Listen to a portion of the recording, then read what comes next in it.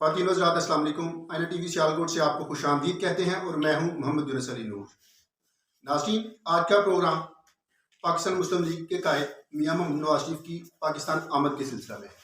آج ہم موجود ہیں PP45 میں یونین کونسل راکی وال میں ملک محمد اسکندر اوان کی سرپرستی میں ایک کارنر میٹنگ کا انعقاد کیا گیا، جہاں پہ اس کا مقصد تھا ارمغان سبحانی صاحب اور MP رانا عارف صاحب کا جو ہے ان کو اپنی عوام کے ساتھ ایک میسج کنوے کرنے کے لیے ایک اسٹیج فراہم کرنا تھا۔ ناظرین، میاں محمد نواز شریف جو 74 سالہ میاں محمد نواز شریف جو ہے اس وقت ان کو مختلف قسم کے چیلنجز کا سامنا ہوگا پاکستان میں۔ عموماً ان کی جو سیاسی جدوجہد رہی ہے، ان کی جو سیاسی زندگی ہے، اس میں انہوں نے مختلف قسم کے چیلنجز دیکھے اور وہ اس سے نمٹنا بھی جانتے ہیں، اس سے نمٹے بھی ہیں۔ لیکن اس وقت چیلنجز کچھ تھوڑے سے مختلف قسم کے ہیں، جس میں سب سے پہلے ایک جو مہنگائی کی انارکی ہے، پھر اسٹیبلشمنٹ سے، اور جو سب سے بڑا جو ہے وہ ان کو تھرڈلی عدالت میں جا کے خود کو آرگیو کرنا ہے۔ اب ناظرین، اس میں یہ بھی دیکھنا پڑے گا پاکستان میں مختلف قسم کے جو فین کلب ہیں، پاکستان تحریک انصاف کا فین کلب، پاکستان مسلم لیگ کا فین کلب، لیکن اس وقت ضرورت اس بات کی ہے کہ قوم کو ایک پلیٹ فارم پہ یکجا کرنا اور پاکستان کی سیاست کو آگے لے کے جانا۔ یہاں پہ میاں محمد نواز شریف صاحب کی آمد کے سلسلے میں ایک سیرمنی انعقاد کی گئی ہے۔ اس کے لیے جو ہے رانا عارف صاحب ہمارے ساتھ موجود ہیں۔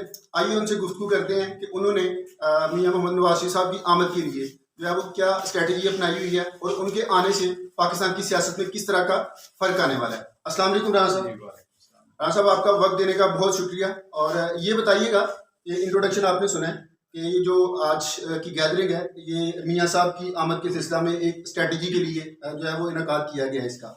یہ بتائیے کہ میاں صاحب جو ہے اس وقت آ رہے ہیں پاکستان میں، اس وقت پاکستان کے موجودہ حالات اور میاں صاحب کا آنا، آپ اس کو کس تناظر میں دیکھتے ہیں؟ بسم اللہ الرحمن الرحیم۔ ہم تو یہ سمجھتے ہیں کہ یہ جس حالات میں اس وقت ملک ہے، سوائے میاں محمد نواز شریف کے اس کو اس حالات سے نہیں کوئی بھی نکال سکتا، کیونکہ ان کا ایک ٹریک ریکارڈ ہے۔ 3 دفعہ وہ اللہ تبارک و تعالیٰ نے ان کو وزیر اعظم بنایا، تینوں دفعہ انہوں نے عوام کو، اپنی پوری دنیا کو یہ بتایا، ڈلیور کر کے ثابت کیا کہ یہ ملک کو ہر دفعہ مصیبت سے، برے حال سے، لوڈ شیڈنگ سے، دہشت گرد سے نکال سکتا ہے، تو جس کا نام ہے وہ میاں نواز شریف۔ رانا صاحب، یہ بھی بتائیے گا کہ اب میاں صاحب جب اس دفعہ آئیں گے تو ان کو جو ہے وہ 2-3 بڑے چیلنجز کا سامنا ہوگا۔ عدالت میں انہوں نے خود کو جو ہے وہ آرگیو کرنا ہوگا، پھر اس کے بعد اس وقت جو ملکی سیاست جو ہے وہ بہت بدل چکی ہوئی ہے ان کے جانے کے بعد۔ 2 کلب ہوں گے ادھر، پاکستان مسلم لیگ کا کلب بھی ہوگا اور پاکستان تحریک انصاف کا فین کلب بھی ہوگا، تو اس کو کیسے جو ہے وہ لے کے چلنا ہوگا ان کو؟ اس کا تو جو عدالت کا آپ نے بتایا، وہ آج اللہ تبارک و تعالیٰ کے فضل و کرم سے ان کو پروٹیکٹیو بیل مل گئی ہے۔ جی بالکل بالکل۔ 23 اور 24 تاریخ ان کی پڑی ہے، ایک کی 23 ہے میرا احتساب عدالت میں، اور 24 جو ہے نا وہ اسلام آباد ہائی کورٹ میں ہے۔ باقی جو اس فیصلے کا اپنے بی بی مریم کا فیصلہ ہوا تھا، جب بی بی مریم بری ہوئی تھی، اس میں جو اپنے معززین ججز سے جنہوں نے وہ ریمارکس دیے تھے، وہ ریمارکس کے بعد اس کیس جس میں ان کو سزا سنائی گئی ہے، اس کی کوئی حیثیت باقی نہیں رہی، بس ایک فارمیلٹی ہے۔ انشاءاللہ العزیز 24 کے بعد وہ عدالتوں میں پیش ہوں گے، اور مجھے یقین ہے کہ جس گھونڈے طریقے سے ان کو سزا سنائی گئی، اس کی آج وہ جو لوگ سزا سنانے والے ہیں یا جو لوگ سزا کرانے والے ہیں، سب کے سب شرمندہ ہیں، اور انشاءاللہ ہمارے قائد سرخرو ہوں گے۔ اور اگلی بات رہ گئی کہ فین کلب کی، فین کلب اسی کے ہیں جس کی کریڈیبلٹی ہے۔ میاں نواز شریف کی ایک ہے، ان کی ایک ہسٹری ہے، ان کو 3 دفعہ اللہ نے موقع دیا، ٹوٹل 9 سال انہوں نے کام کیا ایز اے پرائم منسٹر، 9 سال سے بھی کم عرصہ بنتا ہے ان کا ذاتی طور پہ۔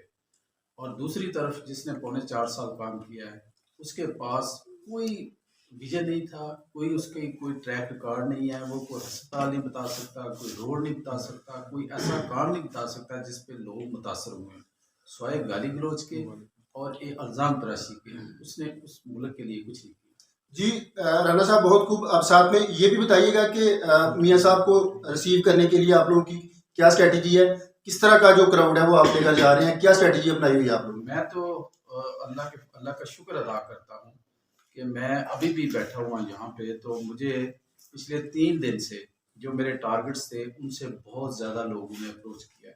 ابھی بار بار ہمیں گاڑیاں بڑھانی پڑ رہی ہیں، हमें सिर्फ 500 लोगों का उन्होंने कहा था। अब तक हमारे पास तकरीबन 1000 से ज़्यादा बंदोबस्त हम कर चुके हैं, और मुझे इस बात का खदशा है कि हमें गाड़ियाँ नहीं मिल रही। कहीं हमारे दोस्त साथी वर्कर इस बात पे न रह जाएं कि कहीं कोई गाड़ी का मसला हो, हम उसका अरेंज कर रहे हैं।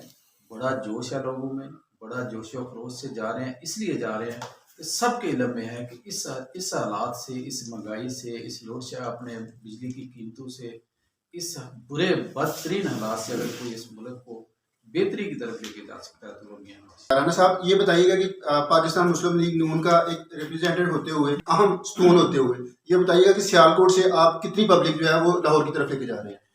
इस सियालकोट से पहले तो हमें ये बताया गया था पार्टी की तरफ से कि आप 500 बंदा फी सुबाई हल्के से लेकर जाए। उसके बाद एक ख्वाजा हमारे कायद भाई जो कि हम सबको लीड करते हैं सियालकोट से, उनकी क़यादत में एक सायरा अफजल तारड़ हमारी जो कोऑर्डिनेटर है वो भी आई। वहाँ पे ख्वाजा साहब के घर में एक अपने मीटिंग हुई, तो वहाँ पे सायरा अफजल तारड़ साहबा ने कहा है कि मेरी ख्वाहिश है कि MNA साहबान भी अपना 500 बंदा ऐड करें। सब ने खुशी से कबूल किया।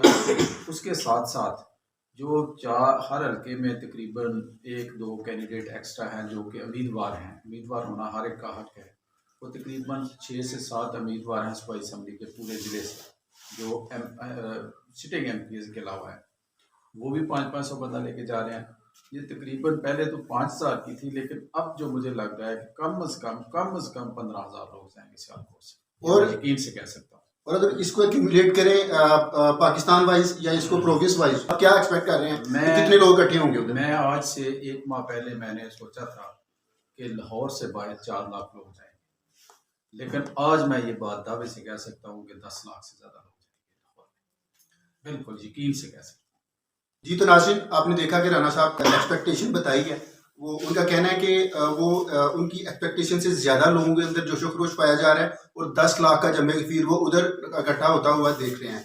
नाज़रीन, ये मैं बात एक ऐड कर दूँ, ये पाकिस्तान की तारीख का सबसे बड़ा जलसा है, सबसे बड़ा क्राउड है, और सबसे ज़्यादा जोश होगा अपने कायद के अपने इस्तकबाल के लिए। इससे पहले मुहतरमा शहीद बेनज़ीर साहबा भी लाहौर में आई थी। इससे पहले इमरान खान ने भी एक सिलेक्टेड किस्म का जलसे 2 किए थे, लेकिन ये जलसा, ये तारीख साबित करेगा, ना इससे पहले कोई जलसा ऐसा हुआ, ना इसके बाद कोई इंशाअल्लाह। आपके कहने का मतलब है कि मीनार पाकिस्तान बढ़ने जा रहा है? ये मीनार पाकिस्तान पूरा लाहौर भर देंगे आप इंशाअल्लाह। वो बहुत नाज़रीन, देखते हैं इसको, जो है ये वक्त अब बहुत करीब है, और ये किसी भी मुल्क की, किसी भी मुआशरे की खूबसूरती होती है कि उसमें ज़्यादा जमातें जो हैं वो कंपटीशन में आ जाएं। ज़्यादा जमातें का जो है वो कंपटीशन में आना बिल्कुल भी कोई गलत तासुर नहीं होता, लेकिन उसके लिए ये है कि हर जमात को जो है वो अवाम की फलाह के लिए और अवाम की फलाह व बहबूद के लिए ही काम करना चाहिए।